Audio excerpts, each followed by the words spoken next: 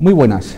Ante todo quiero dar las gracias a esta oportunidad que me da Mi Tierra Televisión de estar delante de todos ustedes para hablar de un tema que siempre ha llamado bastante la atención, que es las sociedades secretas españolas a lo largo del tiempo. Se preguntarán ustedes qué hace un profesor cuya especialidad es la historia antigua, hablando de sociedades secretas, que, aunque parezca mentira, es un fenómeno que está mucho más documentado en la época contemporánea. Bueno, la historia de por qué me he dedicado últimamente a este sector de la historiografía reside básicamente en mi colaborador en el último libro que hemos publicado, en el año 2006, Una historia de las sociedades secretas españolas. Mi colaborador, León Arsenal, es novelista, especializado en novela histórica, y en general yo me dedico a asesorarle desde un punto de vista como historiador. En el año 2004 él inició la aventura de hacer un thriller histórico asimismo yo me dediqué a asesorarle.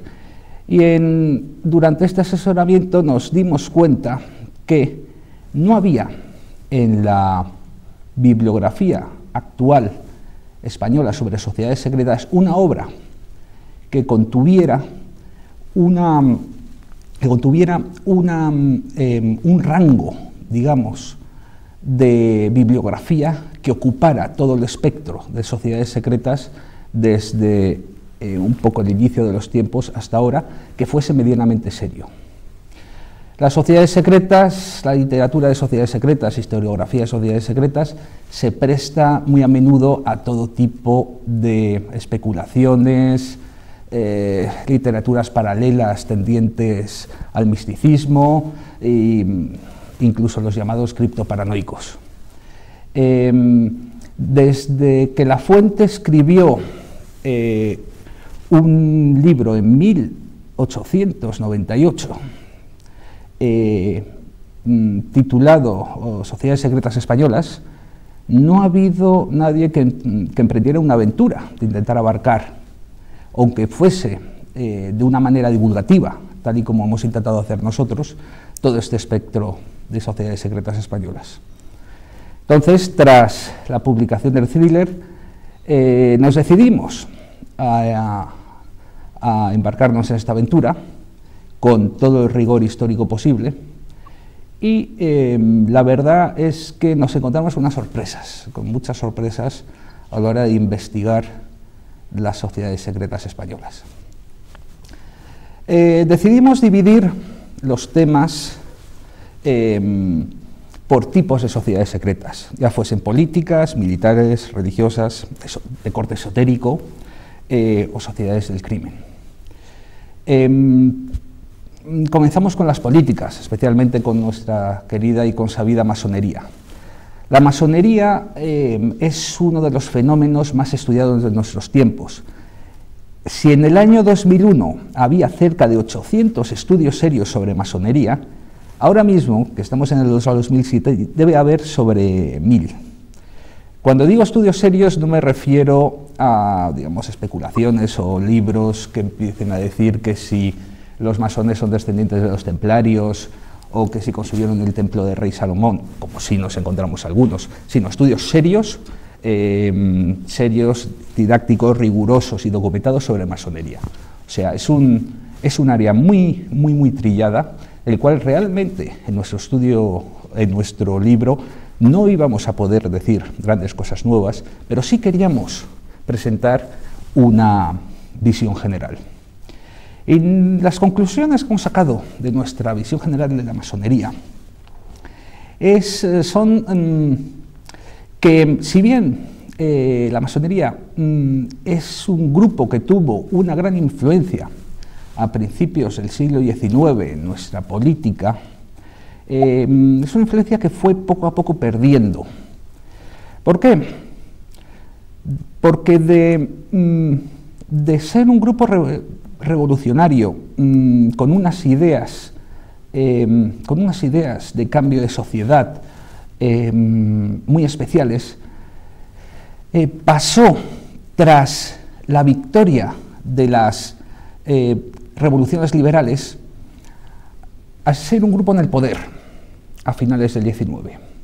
Recordemos que el propio Sagasta, presidente del gobierno, fue presidente del Gran Oriente Español. Y ya la masonería en el poder se convierte, curiosamente, en la peor enemiga del nuevo grupo revolucionario que a finales del 19 empieza, especialmente en España y en otros países europeos, a reclamar derechos, el movimiento obrero. Y es curioso que sea la propia masonería la que va a crujir al movimiento obrero en estas épocas. De ahí ya en el siglo XX pensamos, sobre todo a partir de mediados y sobre todo a partir del año 39, que la masonería como un grupo ideológico es básicamente inoperante. Es casi una serie de clubs, porque para empezar la masonería nunca ha sido algo especialmente unido, especialmente la masonería española. Han sido distintos grupos, generalmente muy enfrentados entre sí, que nunca han conseguido llevar acciones conjuntas, especialmente desde mediados del 19. Y siempre ha habido una tradición que curiosamente empieza desde mediados del 18 de atribuir a la masonería mucho más poder del que nunca ha tenido. Hay unos famosos libros de un sacerdote, ya hacia alrededor de 1770, del padre Toribia, donde el propio padre Toribia, que era un censor de la Inquisición, se atribuye el haber detenido y entregado a la Inquisición a cientos de células masónicas. En este libro podemos ver, sobre todo por las descripciones que hace el padre Toribia, de cómo son estas células masónicas y todos sus ritos. El padre Toribia no tenía ni idea de lo que era la masonería y que básicamente era toda una invención. Realmente, probablemente a finales del 18 había muy pocos masones en España y gran parte de los que había eran extranjeros. La gran explosión de la masonería en España comienza tras la Guerra de la Independencia y es en el trienio liberal, entre 1820 y 1823, el gran momento de la masonería española, que se junta con un gran momento para todas las sociedades secretas en España. En España y el resto de Europa es el momento de las revoluciones, del ciclo de revoluciones de 1820, donde prácticamente las luchas liberales, uno de los modos de derrocar al absolutismo monárquico, son las sociedades secretas. En España nos vamos a encontrar, pues, desde los masones a otras sociedades como son los comuneros, que es una extinción de la masonería muy a la española. Los comuneros era una sociedad que,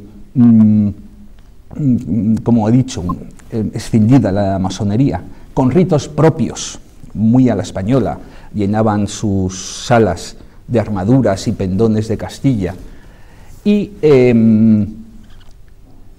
veneraban, entre comillas, es decir, rendían algún tipo de veneración a unos supuestos huesos de Padilla. Políticamente eran liberales exaltados, así como los masones tendían más bien a ser liberales moderados. También los comuneros se les llamaban los vengadores de Padilla.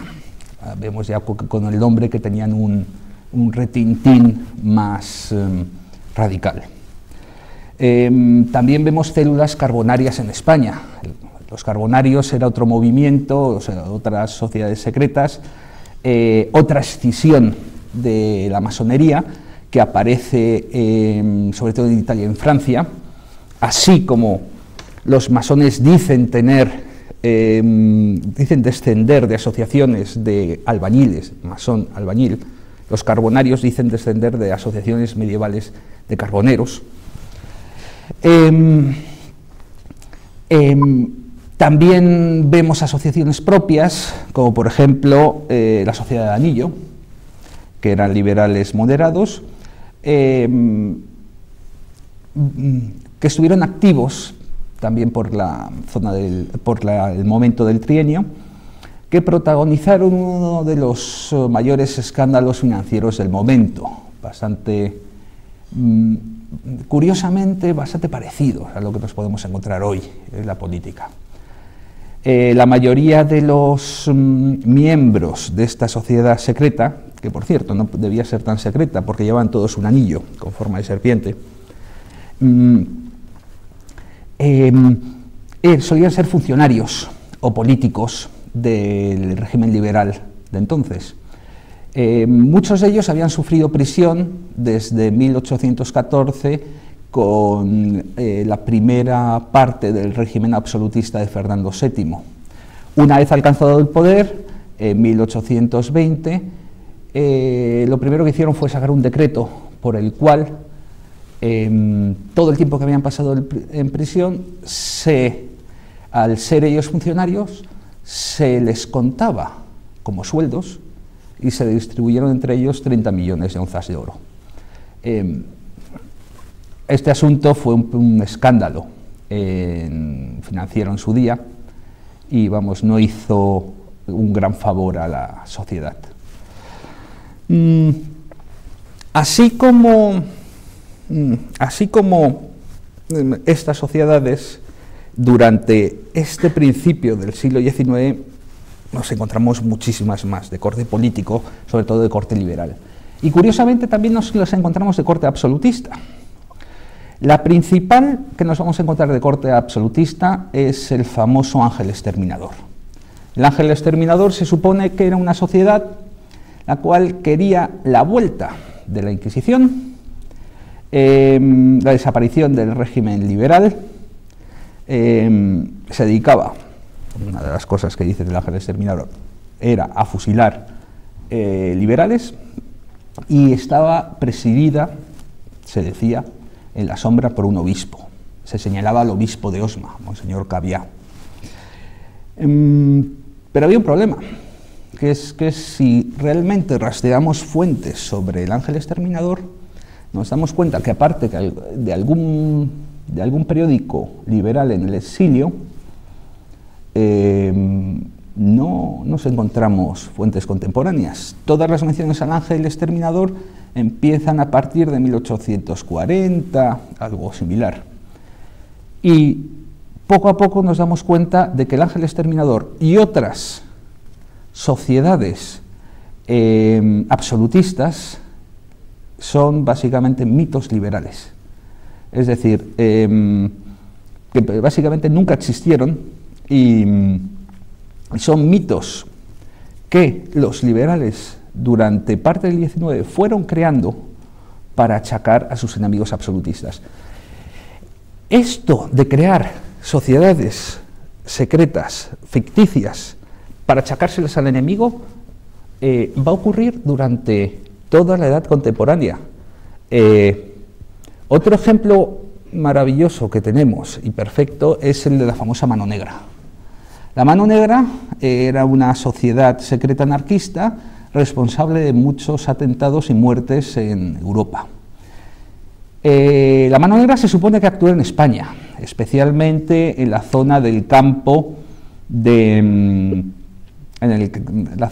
Cádiz.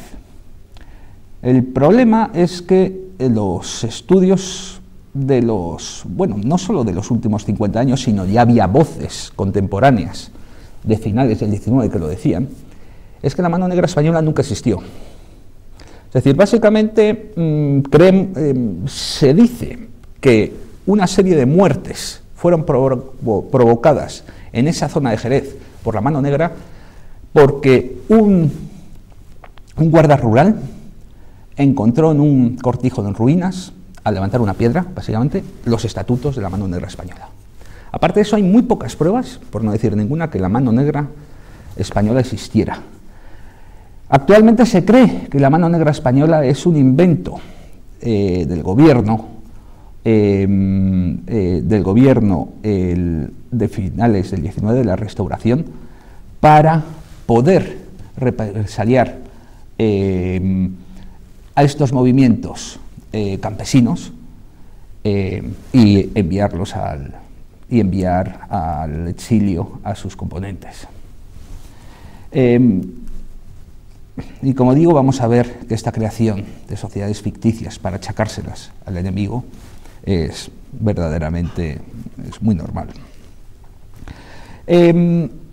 Por otra parte, el estudio de sociedades secretas es bastante difícil, en el sentido de que muchas veces las conocemos solo por sus enemigos.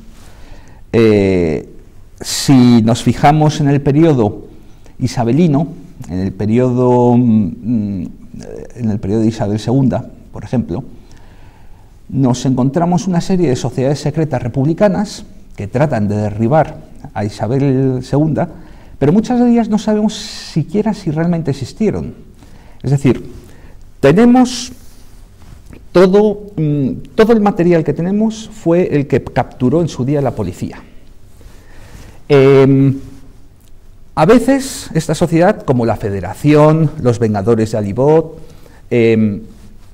a veces estas sociedades sabemos que sí hicieron algo, lo sabemos por comentarios en prensa o por pasquines que repartieron, pero a veces nos encontramos con sociedades cuyos estatutos tenemos gracias a la policía, por ejemplo 70 folios de estatutos perfectamente organizados, pero no sabemos si fueron 4 amigos que en un café un día los redactaron y no volvieron a hacer nada, o realmente esa sociedad funcionó. Hay, especialmente para el periodo de Isabel II, hay un estudio, el de Antonio Eiras, que es un estudio buenísimo, el cual detalla todas estas sociedades y nos deja la gran incógnita. Sabemos que en este periodo, gracias a los archivos de la policía, hay una serie de sociedades, pero no sabemos las que funcionaron y las que no. Otro gran capítulo de las sociedades secretas en nuestro país son las criminales. Dentro de las criminales, lo primero que tenemos que subrayar es el bandolerismo. ¿Por qué el bandolerismo como sociedad secreta? Porque curiosamente nuestro bandolerismo, especialmente el bandolerismo andaluz, estuvo a punto de cristalizar en prácticamente una mafia, tipo la siciliana o calabresa. Si estudiamos el bandolerismo andaluz, vemos, durante el siglo XIX, vemos tres oleadas de bandoleros. Una primera, más dedicada al asalto de diligencias, a la protección y al asalto de cortijos, que es donde tenemos a los famosos 7 niños de Écija, al Tempranillo y a todos estos personajes, que a veces tienen una aura romántica. Honradamente, los 7 niños de Écija, por ejemplo, no tenían ninguna aura romántica y a la lectura de sus fechorías, eran honradamente bastante animales. De hecho, si bien los 7 niños tenían una pequeña red de colaboradores y sitios donde vender sus botines en la zona de Écija, curiosamente, tras 2 años y medio de andanzas, cuando las autoridades se ponen realmente firmes para conseguir pararles, en 2 meses prácticamente ya han dado caza a 5 de sus miembros. ¿Por qué cazan tan rápidamente a los 7 niños de Écija? Lo vamos a ver enseguida si lo comparamos con el Tempranillo. El Tempranillo, por ejemplo, es otro caso, es otro tipo totalmente diferente de bandolero. Es un bandolero que, más que el asalto de diligencias o el asalto de cortijos o de ventas, se dedica a la protección. Se dedica a acompañar a diligencias o acompañar coches de postas y a pedir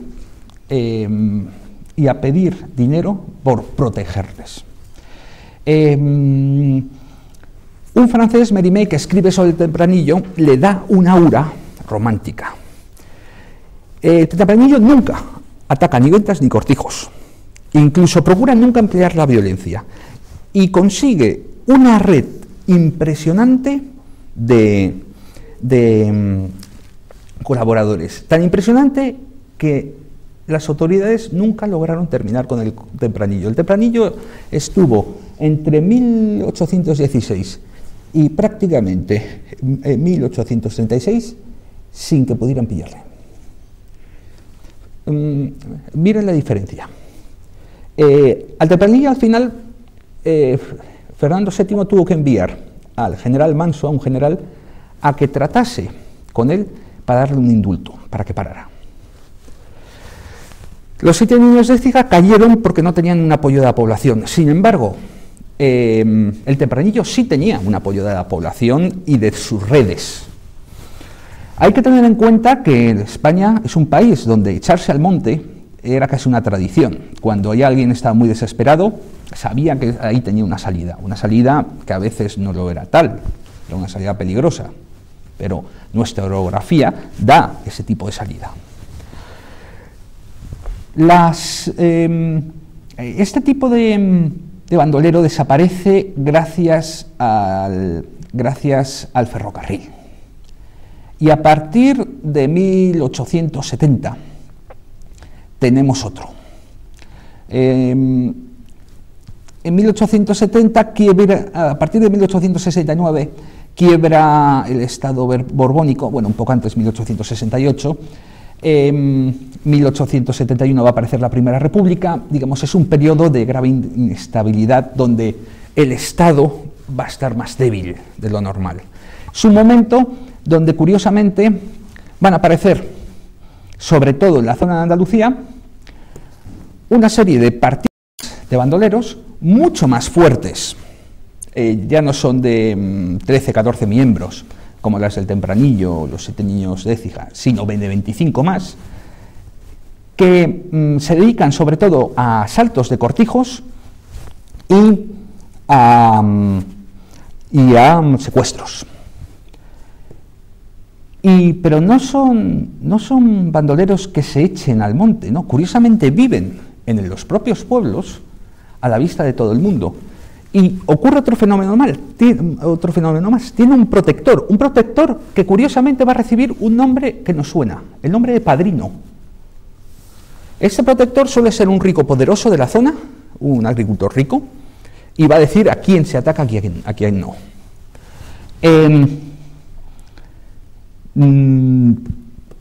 De hecho, el gobierno de Prim va a enviar a una persona a terminar con este fenómeno que se da sobre todo en las provincias del sur de Córdoba, Granada y Málaga. El fenómeno llegó a ser muy grave. Hubo muchísimos cortijos asaltados, cortijos incluso de grandes nobles, del duque de Osuna, etcétera, y secuestros muy sonados. El Prim va a enviar a un hombre, a un abogado, familiar lejano suyo, a Julián Zugasti. Zugasti va a emplear unos métodos un tanto salvajes para nuestra época para reprimir a este bandolerismo. De hecho, va a ser el inventor o uno de los inventores de la ley de fugas. Y en un año va a terminar con 98 bandoleros en esa zona. ¿Por qué inventa la ley de fugas? Entre otras cosas porque decía, si yo no puedo coger prisioneros a los bandoleros, porque en cuanto los cojo, los caciques los sueltan. Es decir, Zugasti, el cual escribió, por cierto, un estudio buenísimo sobre su labor, se dio cuenta de que estos bandoleros tenían algún tipo de cobertura, gracias a sus padrinos, un tipo de cobertura, incluso legal, que cada vez que un bandolero era cogido prisionero, básicamente al poco tiempo estaba en la calle. Bien, Zugasti, el problema que tuvo es que tuvo demasiado éxito. Terminó con el bandolerismo en la zona y empezó a tirar de la manta. Y cuando llegó a quienes eran los protectores de estos padrinos, caciques locales, etc., fue destituido y enviado a Madrid. Y ya nos queda la tercera oleada, que es, digamos, un bandolerismo residual, sobre todo centrado en la zona de estepa, que ya fueron unos cuantos, digamos, bandoleros semirrománticos que se refugiaban en esa zona, no atacaban a vecinos de estepa, sino atacaban a vecinos de fuera de estepa, y que alrededor de 1910 estaban básicamente extinguidos. El Pernales, uno de los últimos, dijo algo así como: a nosotros nos mató el hierro, refiriéndose al tren, y el cable, refiriéndose al telégrafo. Y bueno, y esto ha sido un breve análisis de parte de lo que va nuestro libro de una historia de las sociedades secretas españolas. Me he dejado en el tintero temas tan interesantes como la brujería o los criptojudíos y los criptomusulmanes. De todas formas, les animo a leer y conocer más sobre nuestras sociedades secretas, siempre y cuando, por favor, lo hagan con estudios serios y científicos. Nada más. Muchísimas gracias por esta oportunidad y ha sido un placer estar con todos ustedes.